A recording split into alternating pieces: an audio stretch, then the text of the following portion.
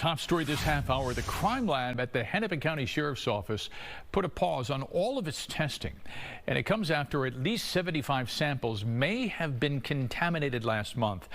As our Rob Olson explains, this could impact current investigations and some cases that have already been tried. Again, we want to get this right. We're going to continue to investigate it. Internationally accredited, that's a big deal for a crime lab. The Hennepin County Sheriff's Crime Lab discovered the problem in mid-September, an unknown DNA sample showing up in tests in a control part of the test where there shouldn't have been any DNA at all. A contamination that they insist cannot lead to any false DNA identification or prosecution. There's not going to be anybody that will be criminally charged or convicted based upon this.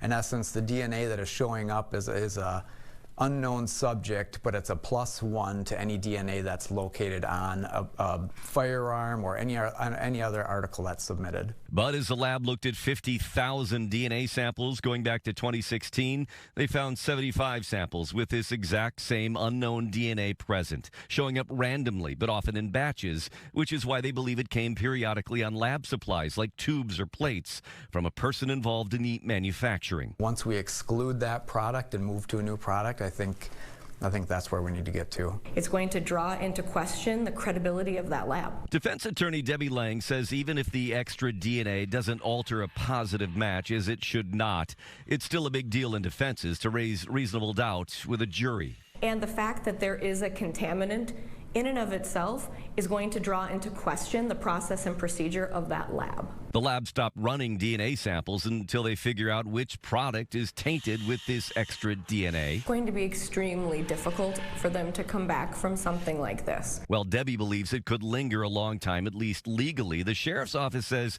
they should be back up and running in a couple of weeks and stress the lab's work is still scientifically solid. But we're very confident in the work that they're doing and that this won't impact any cases. The lab's in the process now of testing all their supplies to figure out which supply this came on, and they tell me there's 8 other labs in the country that are having the same problem, also with supplies, so they're referencing with each other to figure out who is supplying this. Interestingly, too, that this unknown DNA sample is actually matched to a criminal investigation from a couple of years ago. It was found on a shell casing. So when they figure out the manufacturer, certainly when they find this employee, they'll have some other questions to answer.